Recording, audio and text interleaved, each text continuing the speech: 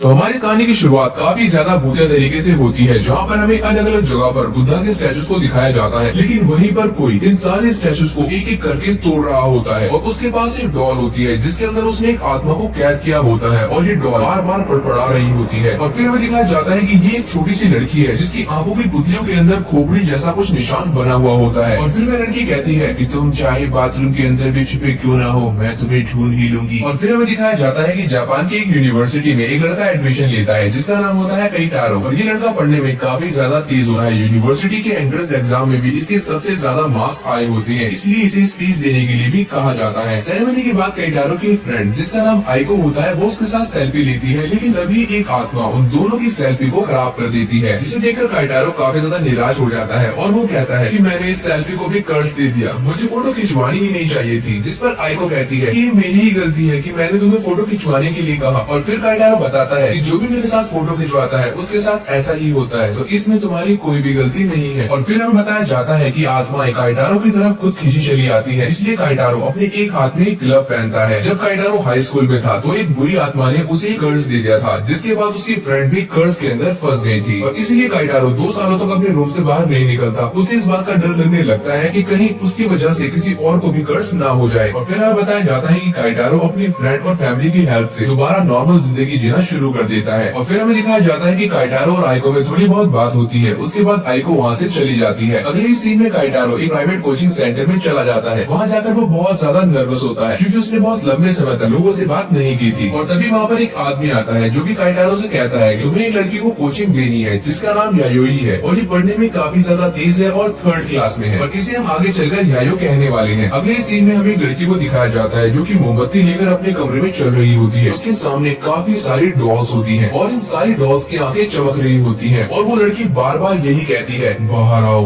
बाहर आओ। फिर हम देखते हैं कि केइटारो यायो को ट्यूशन देने के लिए उसके घर पहुंच जाता है, लेकिन ये घर उसकी फ्रेंड आइको का निकलता है। फिर घर की बेल बजाता है, तभी आइको बाहर आती है और उससे पूछती है कि क्या तुम्हें कोई काम है। केइटारो बताता है कि मुझे यहाँ पर यायो को ट्यूशन देने के लिए भेजा है, जिस पर आइको काफी ज्यादा खुश हो जाती है। वो बताती है यायो मेरी कजन है जो कि यहाँ पर पिछले 1 साल से मेरे साथ रह रही है। फिर आइको यायो को आवाज लगाती है और जैसे ही यायो केइटारो के सामने आती है, केइटारो उसे देखकर काफी ज्यादा चौंक जाता है और ये वही लड़की होती है जिसे हमें कहानी की शुरुआत में दिखाया जाता है। फिर वह लड़की केइटारो के हाथ की तरफ उंगली करती है और कहती है कि तुम्हारे हाथ में एक काफी खतरनाक आत्मा है, जिसे देखकर केइटारो काफी ज्यादा डरने लगता है। फिर वह सोचता है कि शायद ये लड़की भी मेरी तरह आत्मा को देख सकती है। फिर केइटारो उसके हाथ में एक डॉल देखता है जिसके अंदर एक काफी खतरनाक आत्मा होती है। केइटारो उस डॉल को दूर फेंकने के लिए कहता है। फिर यायो उस डॉल की गर्दन को दबाने लगती है और केइटारो से कहती है कि माफ करना कि इसने तुम्हें डरा दिया। और यहाँ पर एक बात तो साफ हो जाती है कि यायो भी केइटारो की तरह ही आत्माओं को देख सकती है और उससे ज्यादा ही फील कर सकती है। केइटारो को डरा हुआ देख आइको उससे पूछती है अरे तुम्हें क्या हुआ। केइटारो उस बात को याद करता है कि किस तरह से आइको ने एक नॉर्मल लाइफ जीने में उसकी हेल्प की थी। और फिर वह यायो से कहता है कि तुमसे मिलकर मुझे काफी ज्यादा अच्छा लगा और आज से मैं तुम्हें ट्यूशन पढ़ाने वाला हूँ। फिर यायो केइटारो को एक भूतिया जगह पर चलने के लिए कहती है, लेकिन केइटारो उसे मना कर देता है। यायो कहती है कि तुम आत्माओं को काफी ज्यादा पसंद हो, लेकिन केइटारो अभी उसके साथ जाने से मना कर देता है। लेकिन तभी वह लड़की प्राइवेट कोचिंग सेंटर के अंदर फोन करके केइटारो की शिकायत कर देती है। उसके बाद केइटारो उनके साथ जाने के लिए राजी हो जाता है। आगे हम देखते हैं कि केइटारो आइको से पूछता है कि तुमने साथ चलने के लिए हाँ क्यों कर दिया, जिस पर आइको बताती है यायो वहाँ पर जाने की काफी टाइम से जिद कर रही थी और हमारे साथ जाने वाला भी कोई नहीं था और अब तुम आ गए हो तो तुम सारा कुछ हैंडल कर लोगे। और इस पर केइटारो कहता है मुझे भूत भगाना नहीं आता। उसके बाद ये सारे टेलीफोन बूथ के पास पहुँच जाते हैं। आइको बताती है कि टेलीफोन बूथ एक लड़की के भूत की वजह से श्रापित है। यहाँ पर कुछ लोगों ने उस लड़की को मार दिया था। ये लड़की अपने कस्टमर से महंगे महंगे गिफ्ट्स लिया करती थी और बाद में उनसे बात तक नहीं किया करती थी। तो एक दिन गुस्से में आकर उन सारे लोगों ने इस लड़की को यहाँ पर मार दिया था और तभी से अगर कोई इस टेलीफोन बूथ के अंदर जाता है या फिर कॉल करता है तो वो लड़की उसको मार देती है। जिस पर केइटारो कहता है लेकिन किसी के पास इस पब्लिक बूथ का नंबर आएगा कहाँ से। तभी यायो उस टेलीफोन बूथ के अंदर चली जाती है, लेकिन केइटारो उसे फटाक से बाहर निकाल लेता है और पूछता है अरे तुम सही तो हो ना। यायो बताती है कि उसे यहाँ पर कोई भी भूत नजर नहीं आ रहा है, लेकिन केइटारो भूत को महसूस कर सकता था। अगले ही सीन में हमें दिखाया जाता है कि केइटारो उस भूत वाले नंबर पर कॉल कर देता है और सामने से उसे आवाज आती है जल्दी करो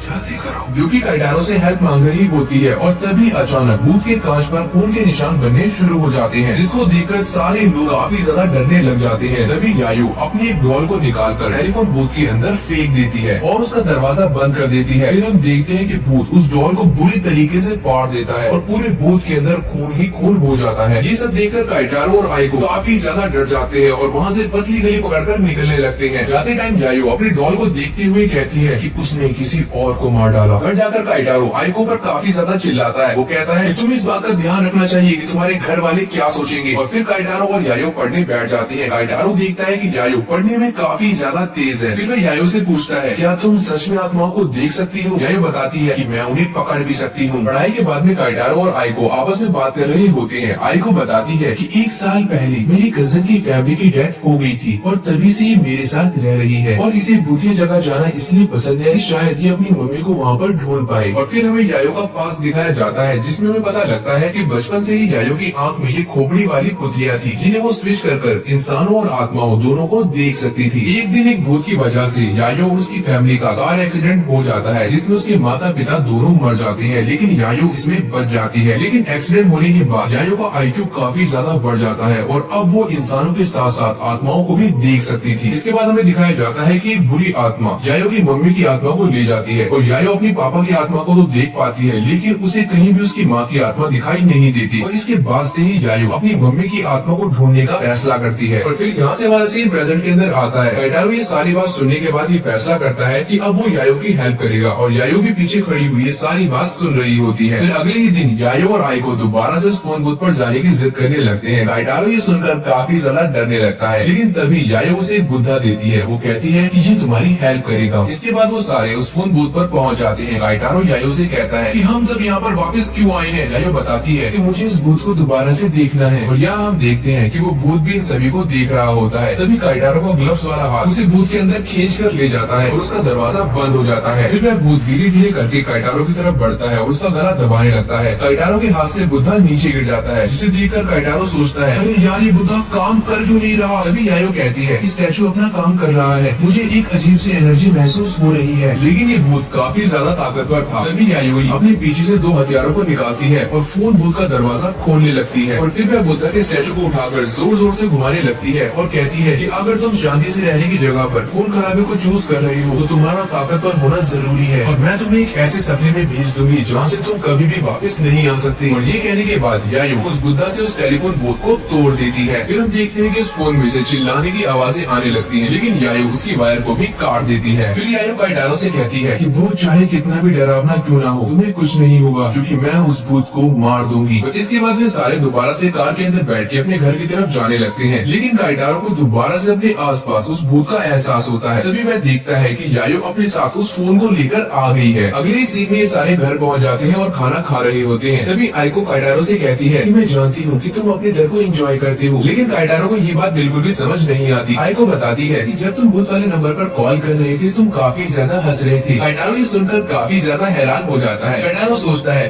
कि मैं जितना इन चीजों से बचने की कोशिश कर रहा हूँ यार, मैं उतना ही इन चीजों के अंदर फंसता जा रहा हूँ। फिर वह यायो से पूछता है कि क्या हमें दोबारा से वहाँ पर जाना पड़ेगा। यायो कहती है कि नहीं, अब हमें वहाँ जाने की कोई भी जरूरत नहीं है क्योंकि वहाँ पर अब कुछ भी नहीं बचा है। फिर हम यायो के कमरे में एक डॉल को देखते हैं जिसकी कमर से वही वाला टेलीफोन बंधा हुआ होता है। काइटारो सोचता है कि अगर यायो को सारी आत्मा दिखती है तो ये वाली आत्मा उसे नजर क्यों नहीं आ रही। मेरे ख्याल से ये आत्मा अपने आप को बचा रही है ताकि वो यायो की नजर में ना आए। और यहाँ से हमें देखने को मिलता है कि यायो के कमरे में उस टेलीफोन वाली आत्मा को उस रूम के बाकी आत्माएं खींच रही होती है, जिससे वो टेलीफोन वाली आत्मा चिल्ला रही होती है। फिर यायो काइटारो से कहती है कोडोको, जिसका मतलब होता है एक जार के अंदर काफी सारे जहरीले कीड़ों को रखना जो आपस में लड़कर एक दूसरे को मार देंगे और जो बचेंगे वो आगे जाकर किसी और को तड़पाएंगे। तभी यायो कहती है कि मेरे काफी सारे दोस्त हैं। काइटारो डरते हुए कहता है कि अगर तुम्हें किसी भी चीज की जरूरत पड़ी तो मुझे जरूर से बताना। अगले सीन में हमें दिखाया जाता है कि काइटारो आइको के घर जा रहा होता है और वह सोचता है कि मुझे भूतिया चीजें बिल्कुल भी पसंद नहीं है। कुछ साल पहले मेरे साथ जो हुआ था उसकी वजह से मेरी फ्रेंड भी घायल हो गई थी और मुझे उससे बाहर निकलने में काफी लंबा समय लगा, लेकिन अब मैं दोबारा से उन्हीं चीजों के अंदर फंसता चला जा रहा हूँ। फिर हमें दिखाया जाता है कि काइटारो आइको के घर पहुंच जाता है और तभी यायो दरवाजा खोलती है, लेकिन यायो के हाथ में एक गुड़िया होती है जिसको देखकर काइटारो काफी ज्यादा डरने लगता है। अगले ही सीन में काइटारो और यायो पढ़ने बैठ जाते हैं, लेकिन जैसे ही उनकी पढ़ाई खत्म होती है तभी यायो दोबारा से काइटारो को एक और नई भूतिया जगह पर चलने के लिए कहती है, लेकिन काइटारो उससे डर जाता है और मना कर देता है। फिर काइटारो यायो को बताता है कि कुछ टाइम पहले एक आत्मा ने उसे एक कर्ज दे दिया था, जिसका उसे टाइम टू टाइम इलाज कराना पड़ता है, लेकिन उसका ये बहाना किसी में भी काम नहीं करता और वो उसे लेकर दोबारा से नई लोकेशन के लिए निकल जाते हैं। वह रास्ते में सोचता है कि बार बार आइको यायो के साथ चलने के लिए हाँ क्यों कर देती है, और फिर यायो काइटारो से पूछती है, क्या तुम्हें अपने हाथ का बार बार इलाज करवाना पड़ता है? उस पर काइटारो कहता है कि कुछ टाइम पहले मेरे साथ एक इंसिडेंट हुआ था, उसके बाद से मुझे बार बार इस कर्ज की ट्रेनिंग और इलाज करवाना पड़ता है। फिर आइको उन दोनों को बताती है कि आज हम जिस मंदिर के अंदर जा रहे हैं वहाँ की पुजारी काइटारो की दादी ही है। अगले सीन में हमें दिखाया जाता है कि वो सारे मंदिर पहुँच जाते हैं, जहाँ पर हमें काइटारो की दादी भी देखने को मिलती है, लेकिन वह यायो को वहाँ पर देखकर काफी ज्यादा गुस्सा करने लगती है और वह कहती है कि तुम इस लड़की को यहाँ पर क्यों लेके आए? ये लड़की काफी ज्यादा खतरनाक है, इसने अब तक 5 बुद्धास के स्टैचूज को तोड़ दिया है। जिस पर यायो कहती है 5 नहीं